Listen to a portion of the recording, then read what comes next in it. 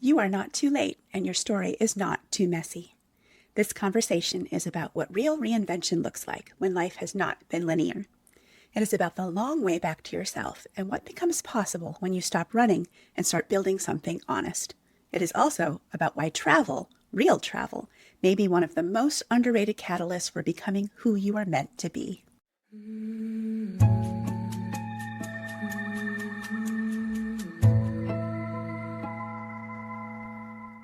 Welcome back to the Comeback Show. I am Jenn Fast, and this is the place where we talk about what it really looks like to rebuild your life after burnout, after big life changes, and after the world's expectations stop fitting your real life.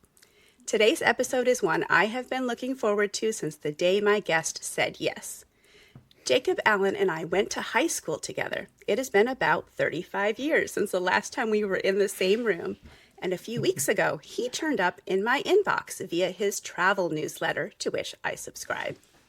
I was inquiring about a trip to Italy through his travel business. One thing led to another, we got on a planning call, and within about 10 minutes, I knew this conversation needed to happen on the show. Jacob's story is a comeback story in every sense of the word. He spent 20 years battling addiction. He came through it, became a drug and alcohol counselor himself, and spent years working with both adults and then kids who were where he had once been. Somewhere along the way, he started traveling the world, and that travel changed him.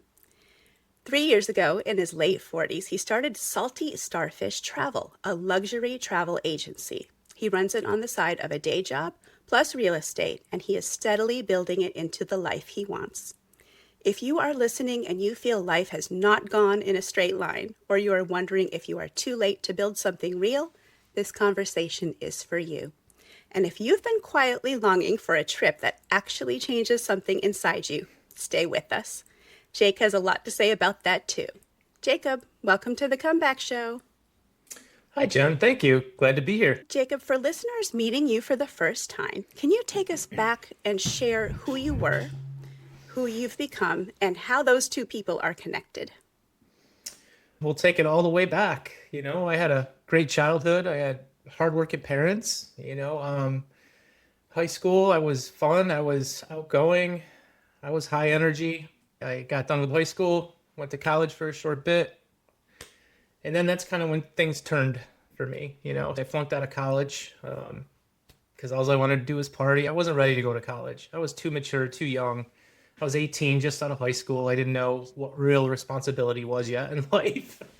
So that happened, and I moved to Florida. As far as who I was a great guy. I was a family guy. I loved my parents. I loved my family. And I just thought life was going to be at my feet, and it wasn't. Who I became was somebody quite different than who I was, for sure. So there's different chapters. Who I became in this chapter. Obviously, 20 years of addiction was crazy. That was hell. So I wasn't a very good person. You wouldn't want to meet me on the street. I was a liar. I was a thief, all those things. And then that's kind of morphed into who I was. When I finally did get a chance to get sober, I became who I am. I went back to my roots. I started, with my family. I moved back out to the country. I was an avid outdoorsman. I love the outdoors. I love the sea. And then I started to travel again. There was a big period there where I wasn't traveling. I traveled, my first time in Europe was when I was 17. I think today I've become somebody quite different than who I was, through my experiences, some profound experiences that I've had in my life, not only from addiction, but even after I got sober. I had some pretty profound experiences in my life, even one recently that changed my life again. So it's constantly changing. Now, if we had been sitting across from each other 35 years ago, what would you have told me you wanted your life to look like at 52? Man, I thought I had it all figured out 35 years ago. I was going to college. I loved the ocean. I was going to be a marine biologist. I was going to study the sea and everything in it. And then, man, I just made some bad decisions in my life, out of immaturity, out of inexperience. And some of those bad experiences were, took me down some dark roads, for sure. But yeah, that's where I wanted to do. I I was going to go meet the world, and I was going to go out on my own. I was going to move down south and live on the ocean and be a marine biologist. So that life had a different story for me to tell, for sure. What were the years of addiction actually like in a way that you would want a listener who's struggling right now to hear? Those were Yeah. some of the hardest years of my life. And for somebody that's in addiction now, you just can't give up. I never gave up. I did 6 rehabs, 2 long-term rehabs. I just kept giving myself another chance. I kept getting back up on my feet. I had family who supported me. I had people that loved me. Although they kind of alienated me, they had to let me go because I wasn't healthy for them in their lives, which I understand now. Back then, well, my family left me, but they had no choice because of my actions. So for somebody in addiction, I think the one thing, it's hell, but don't give up. Keep trying. What finally turned it around for you? Losing my freedom, getting arrested. I did some pretty bad things in the end, and I was facing quite a lengthy jail term. And I don't know if anybody out there listening has ever been locked up, maybe, maybe not. But it changes you.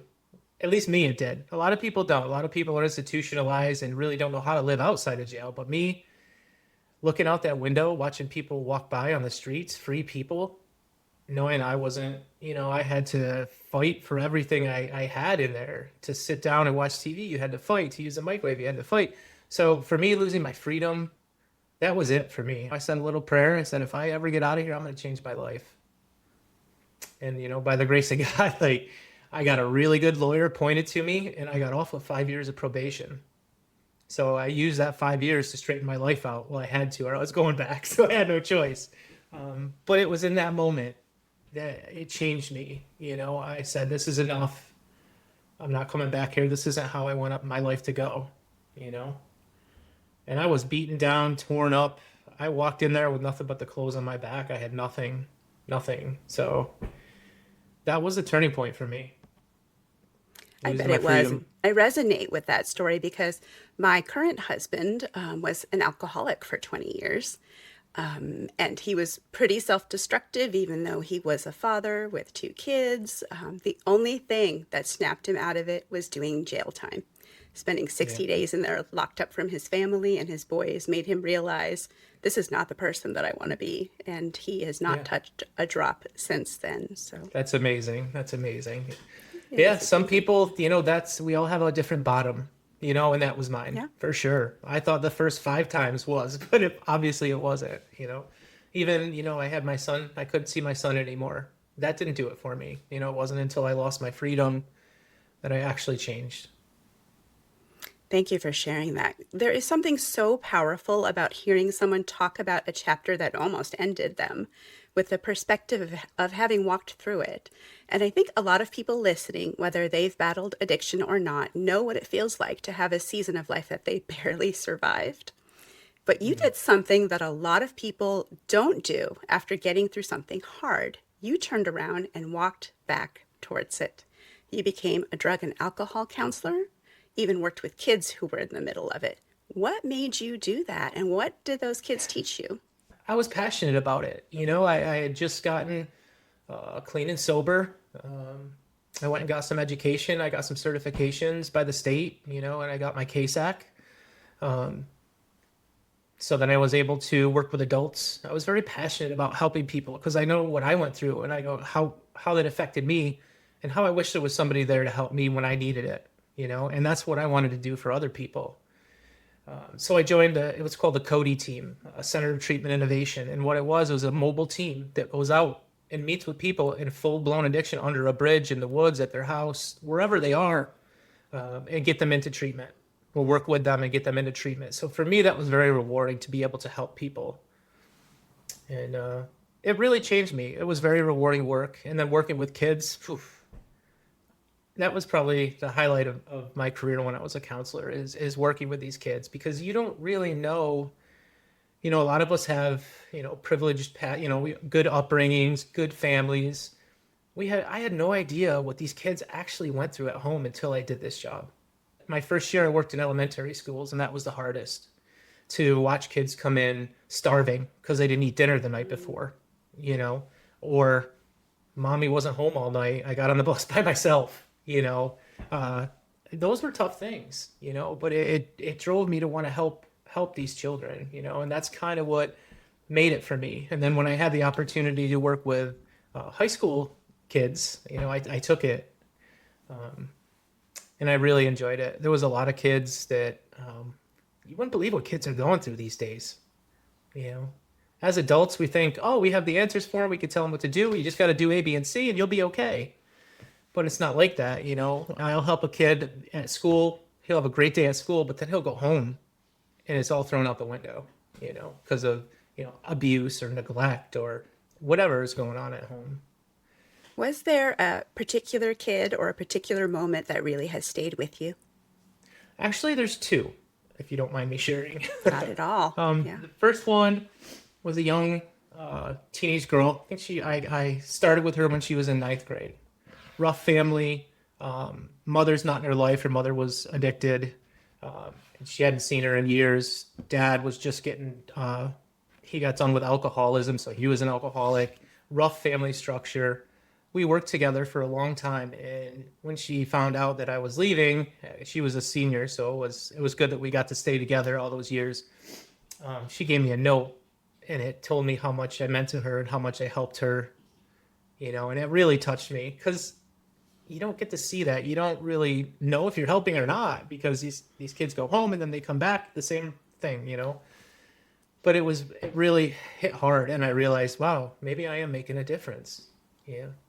And another one is I worked with another kid since the ninth grade, a young man who was wild and crazy. I saw a lot of myself in him, you know, and I said, what are you doing with your life? And he's like, I don't know. I'm just going to work at McDonald's when I get out of school, just like my mom. I'm like, no, you're not. You're going to college. He goes, what? I go, yeah, I'm going to help you do that. So me and him worked really hard on finding a career.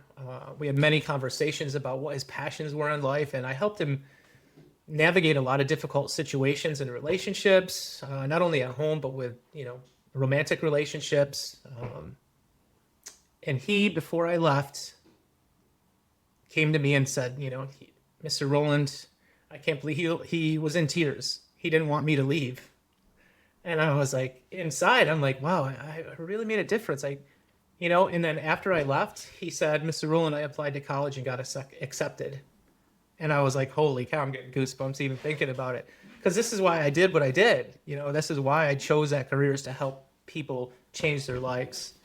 And so many kids out there really have no idea what opportunities lie beyond high school. They think, okay, this is it. This is my life. You know, they see their parents and they think this is how life is. You know, so they don't know about the opportunities. And then I got back to him. I said, wow, that's great. What was your major? He's undecided. He goes, I don't know yet, but he wants to do counseling. He wants to be a counselor. So, and then he sent me a message actually like a week ago. He's like, would you want to come to my graduation party? I said, absolutely. So things like that are great. You know, those two moments, to be able to see that, wow, I really was making a difference. You know, even if it was just two kids, which I'm hoping it was more, but even if it was just the two, you know, that meant a lot to me. Absolutely. Last question on this very heavy subject before we move on. What do you wish that more people understood about people who are in active addiction? Yeah, this is a big one because there's so much stigma out there. You know, I don't know where y'all are listening from, but I'm from Oswego, New York. And even on our streets, we have people out there that are on drugs, you know. And people will go by and say, oh, there's just another tweaker, or, you know, they use these slang words. But what's really going on is these are people just like you and me. You know, these are people, good people with a bad addiction. You know, their moms, their dads, their brothers and sisters. And they just need help. They just need to have a little direction or even understanding, you know. And for people to pass judgment on somebody that they don't even know, that's going through such a difficult time. Addiction is crazy, you know.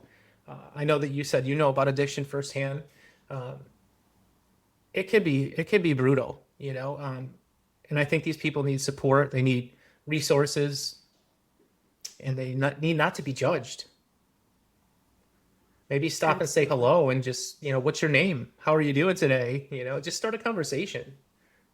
Just make sure you're in a safe situation though first, obviously. People pass judgment so quickly and are so negative about things that they see, because of the media or because of social media even. There's so much stigma out there, and that's what we really got to stop. We all as humans need to work together and help each other out, not just with addiction, but anything else, our neighbors, anything. And I think that that is part of what makes a reel comeback so different from someone's highlight reel on Instagram. It's not just about getting your own life back, it's about what you do with the life that you got back. And you chose Hmm. to give back. That tells us so much about your character. And then at some point in all of that, travel entered the picture. Tell me Hmm. about that. When did travel stop being something you did and start being something that changed you? So I think I mentioned that when I was 17, I traveled Europe for the first time. So that's really what ignited that passion in me for travel. Obviously, over the next 20 years or so, that was erased. But then when I finally got my shit together, I realized that travel was something I needed to get back to. So in 2015, I was married, and then we went on a honeymoon on a cruise, and it just reignited my passion for travel. I opened my eyes and I saw that blue water. I was like, holy cow. So every year since then, I traveled, and then I got divorced. But during that time, I traveled extensively throughout the Caribbean, throughout the Mediterranean.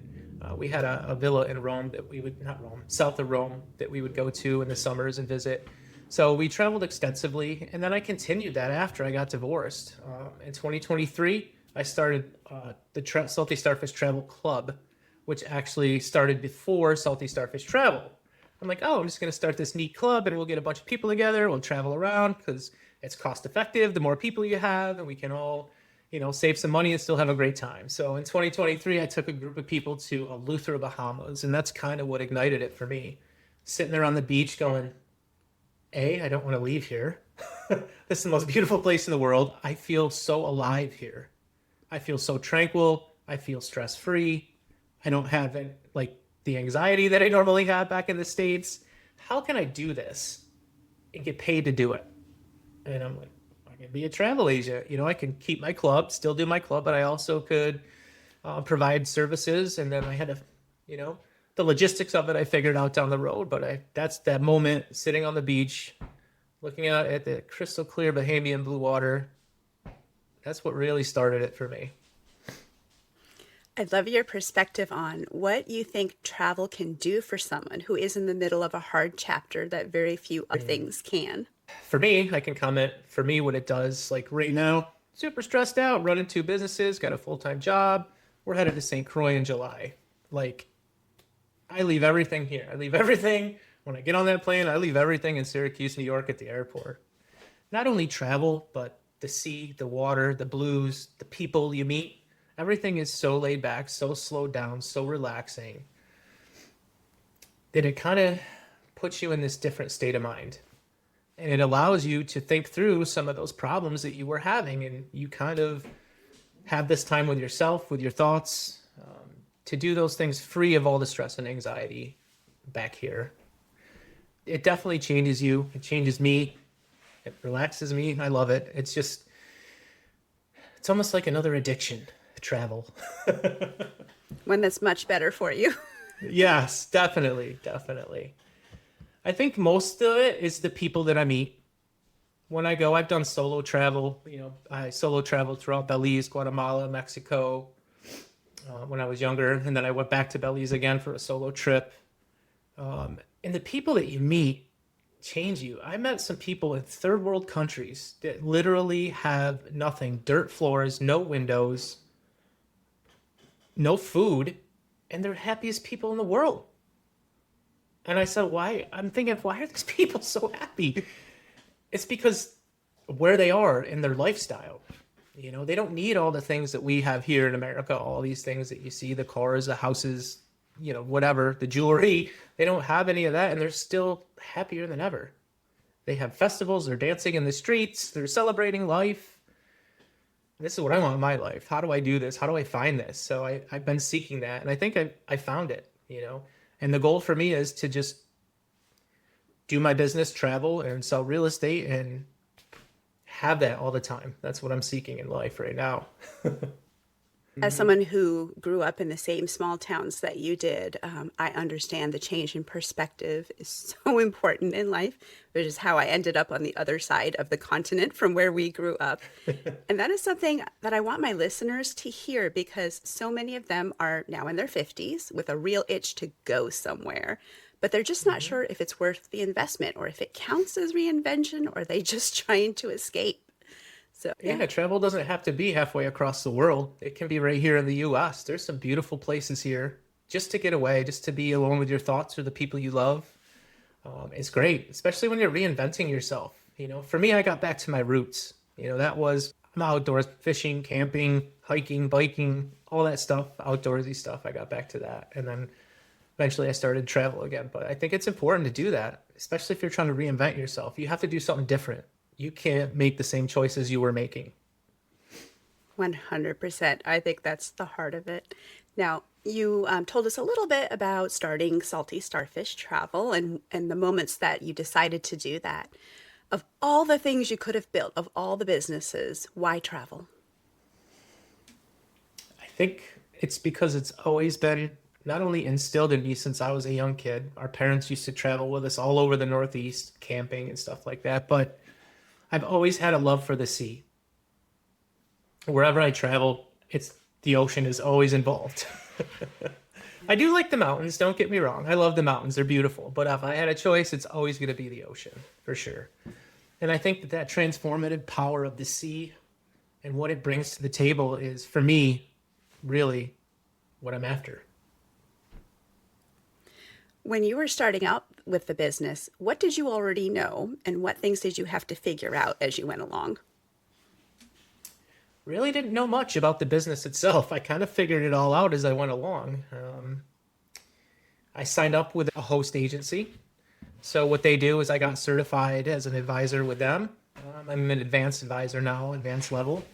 And they kind of gave me all the tools, everything that I needed to build my business. But I had to go out and do my own marketing, my own advertisement. I had to get my own clients. They didn't get your clients for you. So that's the part I really kind of had to learn. I taught myself graphic design with Adobe, marketing. I do my own marketing, my own Google ads, my own, organic ads. I do everything, social media. It's really, you're constantly learning. It's not like okay, here's a package and you're going to know everything, because each client is different. Each need is different. And you have to tailor your stuff around what they need, so it's constantly changing market. It's a constantly evolving market. So you're constantly learning. And I'm kind of that self-built guy. I didn't take any school for marketing or graphic design. I'm like, I need to do this myself and figure it out quick because I want to build this business. Although we had very different journeys, I think we ended up in some similar places with some similar experiences. I actually got an MBA in business, so I had the foundation long before I decided to start a business of my own. And even when I started it, there's so much to learn. I'd already learned social media, but always just kind of on a personal level and just kind of futzing around with it. Since then, I've had to learn about SEO and AEO, answer engine optimization, and the marketing piece. I taught myself podcasting, which is something that I would not have predicted for myself. So it is definitely an opportunity to grow and to learn. Yeah, I think I just want to say that you've kind of inspired me because I've been thinking a long time about doing my own podcast for travel. So this is something I'm definitely thinking about. I may have to pick your brain a little bit down the road on this one. I may have just the solution for you. So we'll have a conversation offline. I think that's amazing because obviously you have stories to tell and things to share. So I think that'd be a great podcast. Oh my God, yeah. If you're serious about launching a podcast this year, I want to tell you about the Launch Your Signature Podcast Kit. It is everything you need in one place: the playbook, audio training, episode framework, checklists, AI prompts, and a 7-day kickoff course. 8 resources valued at over $700, available right now for a fraction of that. The link is in the show notes. Now, one question about travel I have for you is what does luxury travel actually mean to you? Because I think a lot of Yeah. women hear that word and they assume that it's not for them. Well, it's not for everybody. Luxury travel to me means the amenities. You get more amenities, more to layers of service. Some resorts have butlers. That's luxury. Being picked up at the airport in a Rolls Royce is luxury. Or even a Tahoe. Those are luxury things that you can have. And that's, as a travel agent, that's what I do for my clients is I set all those things up for them. So luxury travel is really what level of service, what level of amenities you want. It's not about price. It really isn't. People are like, oh, I can't afford luxury travel, but luxury travel isn't about the price. It's about the amenities and the level of service that you get, really. And a lot of different places have different levels. They have different pricing. So you really need to know what resort you're going with. It's going to fit with you and your needs and your wants before you book that. And that's kind of what I do, my expertise. I hope my audience hears what you said. Luxury travel comes in different price ranges, so it might not be out Yeah. of reach. Talk to somebody like Jacob, and they may be able to help you reach that. That's amazing. Bringing it back to Yeah. business, because so much of my audience is quietly trying to build something, sometimes on the side while juggling a full-time job and kids and parents and 100 other things. You're Hmm. running Salty Starfish on top of a day job and real estate. Hmm. Yeah. What does a real work week look like for you? Not the polished version. What is it really like? Yeah. It's hectic, chaos. It's hard to have a set schedule, especially with real estate and travel. When you have a client that has a need, you have to be able to respond to that immediately. If I'm out mowing the lawn and I have a client who wants to buy a $500,000 house, the lawn's gonna have to wait. So it's like you gotta really roll with the punches. You gotta be able to, make moves when you need to. It's stressful, it's anxiety because there's so much. I don't have any days off. Today was the first day I slept in probably a month. I could have got up and got some work done, but I said no. I'm gonna sleep in a couple extra hours today because I need it. So it's really about being able to, flex and move differently and accommodate different people's schedules. Today I had a client call me and say, hey, can we go look at this house this afternoon? I had plans, but now I'm changing my plans. I was gonna, pressure wash this afternoon, but now I'm not doing that anymore. I gotta go do this. So that's what it is. You have to work when the work is there. And on top of that full-time job, I'm doing all these things in the evening during the week. So I'm working till 4 p.m. Can't really answer my phone at my full-time job. And then after 4 p.m., I have to call all my clients back, everybody that's called me. I have to do showings. I have to do travel bookings. So I'm often working late into the night. Thank you for being honest about that. What do you think is the hardest part of building something at this stage of life that nobody really talks about? Self-care, the stress, the anxiety. I mean, there is so much pressure, like with business. If you have your own business, oh my gosh, where's my next client going to come from? Am I going to get new clients? Am I going to be able to sustain this business? I have to pay these bills for my business. So the stress, the anxiety, burnout is easy. It's real. It happens really quick. So you have to be able to recognize that and take care of yourself. Fortunately for me, I live right by the lake, and we have our secret. We call it the secret spot we go to. We'll bring snacks and stuff down there in the evening and watch the sunset for an hour or so, and that really helps a lot. So it's those little things. The self-care is super important because it's going to be stressful. It's going to have anxiety. I would completely agree with you. That was my experience too. I burned out of my 30-year corporate career. I was Hmm. objectively very successful looking. I was certainly making six figures and I had bonuses and stock grants, but I was absolutely miserable and I was so stressed out that it took a toll on my health. But what's funny is in building a business of my own, I have to be really careful not to do that again.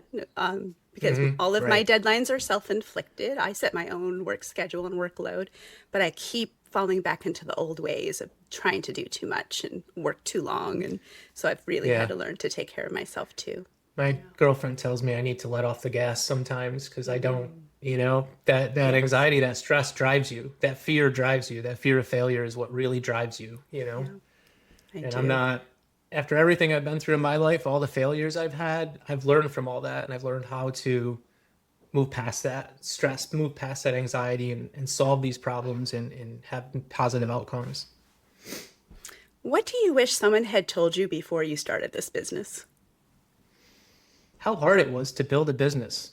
I wish they would have told me that clients are not just going to throw their money at you because you're a travel agent. I have to gain, I have to build trust. I have to build relationships. I have to market myself. I have to put my face out there. I have to get to know people. And that's something that oftentimes starting a new business, you don't realize how difficult that's going to be, is to build a client base. It is really difficult because it's such a saturated market in the travel world. Travel is booming. It's at an all-time high right now. More and more travel agents are coming on the market every day, and a lot of them, they kind of burn out and fizzle out because they don't realize how difficult the marketing piece is in getting those clients. Thank you for that honesty. And I think that honesty matters because most of what those of us in midlife see online is curated. Hearing what it really looks like to build something while life is still happening is permission for them to maybe start anyway. It's those little moments when you have those little successes, when you get your first client booking, and you put that on social media. That's what we see on social media, is those good things, but we don't see the hard work put in behind the scenes, really.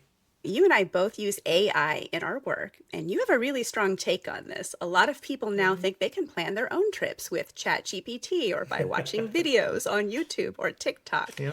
Where do you push back on that? And what does an actual travel expert give people that a chatbot could never? Yeah, so a chatbot gives you pricing off the internet. They'll give you stuff off social media, whatever's in the mainstream. What they really can't give you is that knowledge and that experience. If you booking it yourself through ChatGPT or Expedia, you don't know what resort, where it's located. Is this a nice beach? Do they have nice food?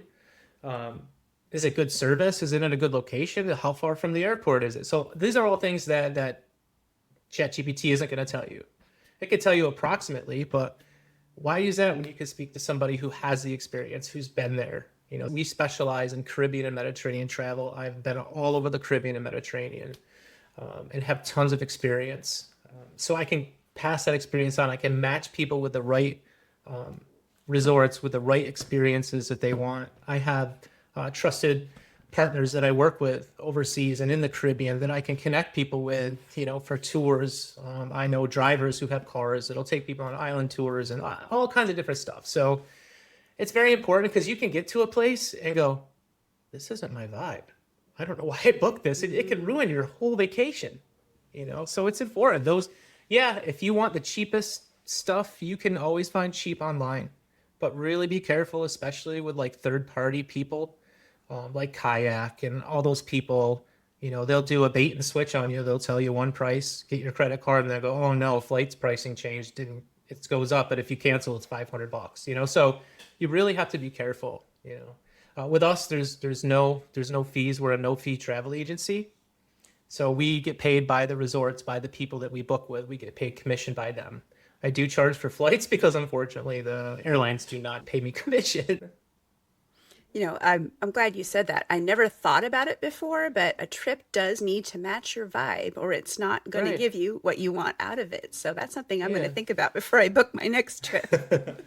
So the two different trips are travel club. We're going to Belize. I'm doing it's an action trip. It's going to be very active. So we're going to be in the jungle hiking. We're going to be doing zip lining, cave tubing. We're going to be snorkeling on the reef. But then in 27, we're going to Italy. It's going to be very different, laid back. We're going to be doing cooking classes. We're doing glass blowing in Venice. We're going to go see the Vatican. So it's a much different trip. And if that's not something up your alley, then it probably isn't the right trip for you. And that's why I kind of do a different type of trip every year, because there's different travel styles and they're good for solo travelers as well. I'm definitely looking at that Italy trip. That is my vibe for sure. What is the most expensive mistake that you've seen someone make when they're trying to plan their own trip? I just had a client get a hold of me. They don't book the refundable rate. They don't get insurance. That's the biggest mistake I think people make, because if you don't like it, you're out $5,000 for a week for $5 or $10,000. I had a client who $5,000. They said, "Can we get our money back? We don't want to go." I said, "No, you have a non-refundable rate. I can't get your money back." And they were upset. I even said, when they booked, they said, do you want insurance? No, we don't want insurance. We just want the cheapest rate that you can get us. I said, okay. And then I booked it. They didn't get the refundable rate. They didn't get insurance. And now they're still going to go because they don't want to be out that money. They're going to find a way to go. But that's probably the biggest mistake that people make, or thinking any all-inclusive is the right one because it's free food and drink. Well, each all-inclusive brand is different. They all have different levels of food. Some are really bad, some are really good. They all have different levels of service. So those are the things, the common mistakes that people make, is they think that it's all one size fits all. That is definitely something to consider when you're about to book travel. Sometimes you get what you pay for. If you're getting a really great deal, I mean, on a resort, I would be a little fishy. I would look more into it to see what kind of service they have. How's the food? How's the rooms? Some of them are not very good. Yeah. Is it under construction? Is it next to something Right. that smells or is loud? It says ocean view room, but you got this much of a view of the ocean from the side. You got to lean over your balcony like this, Yes. So there's a lot of things to consider. A lot of different room categories, all kinds of different stuff. Yeah. So don't necessarily use AI to book your travel, but you and I do use AI in our businesses. How do you use it to help you in business? I use mine with social media a lot to do my scripts, to help me with that. I mean, I put in all the wording and everything that I want. It kind of organizes it for me. It schedules out my social media. Like, I'll schedule out my social media for a whole month just because I'm so busy with my other stuff. So I'll do that. It also helps me with research. I think that with AI, a lot of people say, oh, we can't use AI, don't use AI. I think it's already ingrained in our society and everything that we do. And I told a couple of people I know, a couple of my friends, I'm like, if you don't learn about AI, you're going to get left behind, especially in the business world, because it's evolving so fast. It has changed the travel world a lot. You don't know what you're looking at anymore, if it's real or not. That's another thing. I'll use AI for that stuff, but I don't really use it for videos. I have all my own content that I use for my stuff. Once in a while, if I need to fill in something, I'll ask AI to help me out, but I'm a kind of guy where I like to be as real as possible and show people real experiences. That's what I like about you. I use some of the similar services and that it helps with social media. But just this last week, for someone who might be thinking about starting a podcast, I actually used Claude Cowork to help me streamline a process that used to be so time consuming for me. Whenever I book a podcast episode with someone, there's a series of steps that I take to prepare for it. And then afterwards to get the episode on the air. I was doing so much of it manually. And at one point I realized if I'm doing something over and over again, I bet you AI could do it for me. And so I just sat down with Claude and said, hey, this is my process for doing podcast episodes. What parts can you automate for me? And we came up with a plan. So now I put in a few keywords of, hey, I booked a podcast recording with this person and here's the date. And Claude will automatically go in and set up in my Google Calendar all of the tasks on the right days. It even color codes it the right color for my ADHD brain. Oh, that's great. Yeah. So it saves me probably 7 steps in my process. It's amazing. Yeah. It's great that we could utilize that to our advantage. But imagine those of us who are in our age range who I want to say we're probably 50-50. We're either, heck yeah, let's learn about AI and adopt it, or that's too scary. I don't see a use of that in my life. And so you have to make a decision which that you're going to be if you're going to run a business. Now, I want to kind of bring it home for the woman who's listening to this episode in her kitchen or on a walk or in the car on the way to work, wondering if any of this is for her, especially the travel part. For a woman in her 50s, like me, who has never traveled solo or even with a group, often these women have put everyone else first for decades. And now they're maybe thinking, it's my turn. Like, what's the one trip you would put her on? And what do you want her to know before she books anything?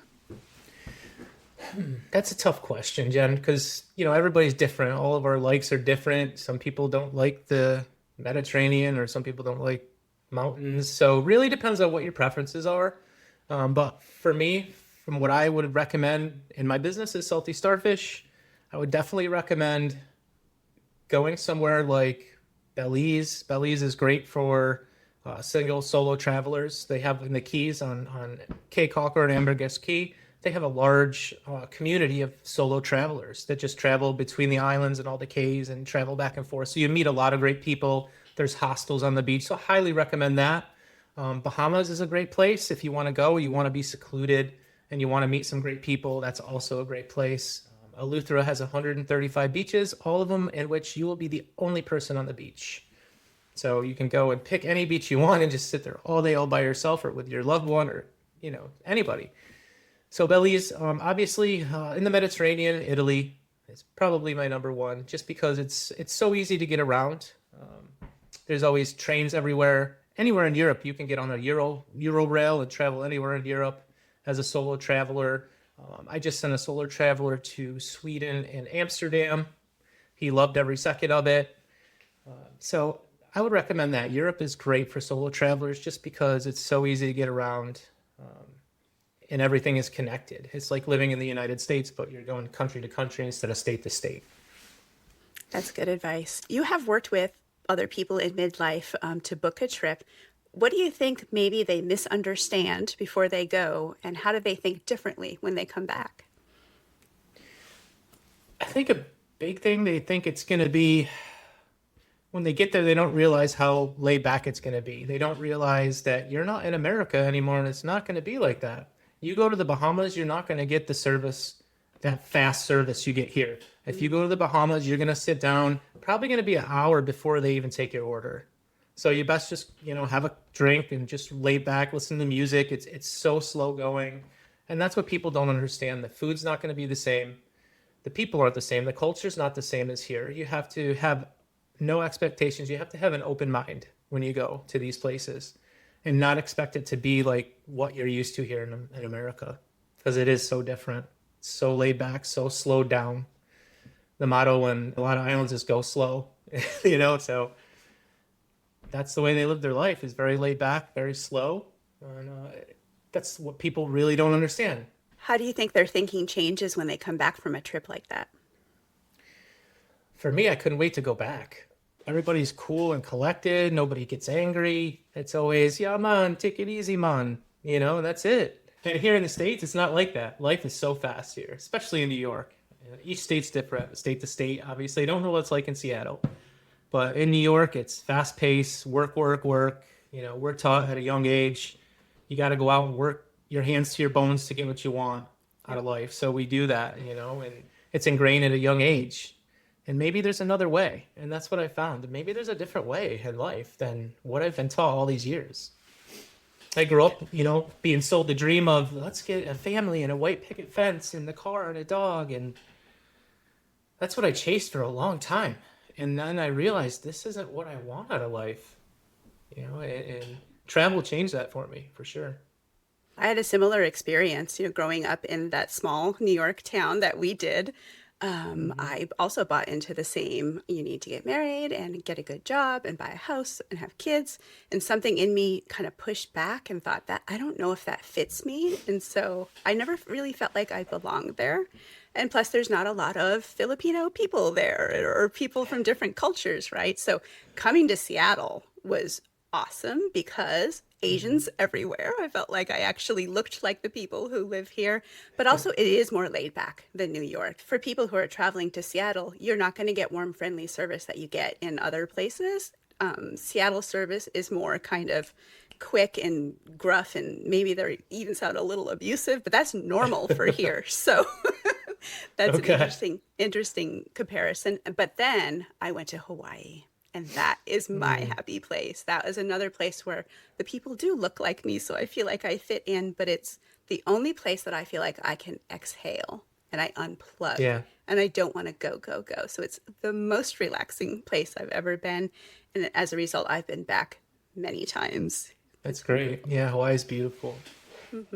Now, for the woman in our audience who's usually undergoing some reinvention, how would you help her choose a trip that fits the version that she's becoming, not the version of themselves they've been in the past? I think the best way I could do it, or I could say it, is, since you were a little kid, what have you always dreamt of? then you're getting back to your roots. You're getting back to those old feelings, those things that once inspired you, that once made you happy. Because as kids, we were free, we were happy, no cares, no responsibilities. As a kid, I wanted to go to the ocean, to the Caribbean. I always dreamed of it, and that's kind of what inspired me to be a marine biologist, which I never got to, but here I am. I go to the ocean anyway. So that's what you got to think of, is like, what inspires you? What are you passionate about? And then you have to align yourself with that. If you're a mountain person, let's go to the mountains. If you're a sea person, let's go to the sea. A lot of people want to go to Antarctica or Iceland. It's right up their alley, the Northern Lights. So it really got to align with what your passions are. What inspires you, or what you feel is going to give you that feeling of, oh, wow, that wow feeling. That's kind of where I come in. I help pull that out of you. There's that counselor in me. I use that motivational interviewing. Let's ask a bunch of questions. Let's see where your brain is at with everything, and let's try to match you with something that's really going to fit. There's another area that I really want your perspective in. I don't think you realize this, but you're the first male I've had on the Comeback Show. So hopefully it's an honored position. I'm honored. I Awesome. am honored. Awesome. But I really do want your perspective as a man. And I think my audience needs to hear some of this. You are a 52-year-old man who has watched the women in your life navigate their own midlife reinventions. What do you Yeah. see in them that maybe they can't see in themselves? And what is the conversation no one's having? I often see strengths where they don't, because we're always our worst critics. We're always the hardest on ourselves. And like my girlfriend's gone through a lot, and I've always supported her. And she's like, nobody's ever said that I'm good at this. Nobody's ever told me I could really be successful in this. So that support is so key, and being able to say, listen, you've had all this success, you're doing all this stuff great, and you need to carry that on. Sometimes we don't see that because we're our worst critics. Oh, I can't do it. Oh, I'm a failure, and we just have to be positive. That's it. You have to be positive. You have to love yourself. It's key. It's key, because if you don't, it's going to be hard. Is there anything that surprises you about women in this stage of life and how we carry ourselves? Nothing surprises me anymore, Jen. Today's world is so different than it was when we were kids. It's super different. There's different challenges for women. There's still discrimination out there. There's a lot going on still. And somebody trying to reinvent themselves. I know how hard it was for me at 52. I can't imagine how hard it is for a woman as well at 52. It's hard in your midlife. It's hard to go out and find a new job at 52. It's crazy. People don't want me. I'm old now. That's my thought. Why didn't I get that job? I was overqualified for that job. How come I didn't get it? Maybe it's because of my age. I don't know. But Yeah. what do you wish that more men understood about what their wives or partners or sisters are going through during this stage of life? I think that more men need to understand that they need to be more supportive and not be negative. They need to have a positive based conversation. They need to be strength based and not deficit based. That's so important. That support, that kind words, that help really means a lot to people, and if you have a partner, you're supposed to support them no matter what. You're supposed to be there for them, hold their head above water, you have to do all that. And it's so key in a relationship, because your partner needs you just like you need them. One common experience for women at this stage of life is just feeling invisible. What would you say to a woman who feels invisible right now? I would say you've got to step outside of your comfort zone, step out of that box. You got to try new things. You got to meet new people. If you're feeling invisible, nothing changes if nothing changes. You have to make changes in your life, and you have to have the strength to be able to do that. You have to make that leap of faith, put one foot in front of the other. You got to find that strength, because we all have that strength. We just got to find it, Thank you for that. This is exactly the kind of perspective that my listeners need more of, and I don't think they get often enough. Now, we reconnected after 35 years, and inside of one video call, we were talking about addiction and recovery and midlife and business and travel and what does it all mean. There is Yeah. something I feel like is happening for a lot of us at this stage about reconnection and old friendships and being seen by someone who knew an earlier version of you. What has this experience hmm been like for you? It's actually been really good. It's been great reconnecting with you. I think as we get to this point in our life, those relationships were super important, and be able to have these support, like be able to have that connection again, be able to chat about life in general.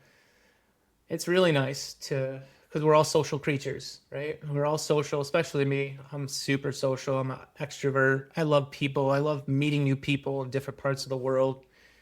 So for me to make reconnect, it is really unique, and I've enjoyed it, Me and I hope to too. continue it. What do you think that people our age need from each other right now that we're not asking for? Just support. We all are going through our own things in life, and it's good to have somebody there, smiling face, to tell a joke, to take your mind off of stuff, or bounce stuff off of, or just to have a regular conversation. There's a lot of power in conversation. Before we wrap up, I always love to leave listeners with one final anchor, so I ask the same question of every guest, and it's this. If our listeners could take away only one message from today's conversation, what do you hope that is? You can do whatever you set your mind to. It doesn't matter how old you are. I didn't give up on myself, so I was like, you got to take that leap of faith at some point. There came a point I was like, well, sink or swim. What do you want to do, Jake? What are you gonna do? You gotta believe in yourself. If you're gonna start something new, it's scary. The unknown is scary, right? Yes. We don't know if we're gonna fail or we're gonna be successful, but you gotta do it. You gotta try. Thank you so much for that. And thank you for being here and just sharing your story with so much honesty and showing up in the way that you did today. This was such a good conversation for me. Well, I thank you so much for inviting me. It's been great. It's been great talking to you and being on the podcast. And I haven't talked about that stuff in a long time, so yeah, it felt good. Now, for anyone listening, I hope this episode reminded you that a comeback does not have to have a deadline. You do not have to have it all figured out. Your story does not have to be tidy, and you are not too late to build the next version of your life. If a man who spent 2 decades fighting his way back can start a travel company in his late 40s and help other people reinvent themselves through the trips he sends them on, whatever you are quietly considering in your own life is also possible. If you want to connect with Jacob, work with him on a trip, or talk about real estate, or learn about his 2027 Reflections of Italy tour in his travel club, I will put all his links in the show notes. I will also include the best way to reach out to him. And if this episode spoke to you, make sure you subscribe and share it with a friend who needs it. Consider leaving a 5-star review. That really does help more people find the show.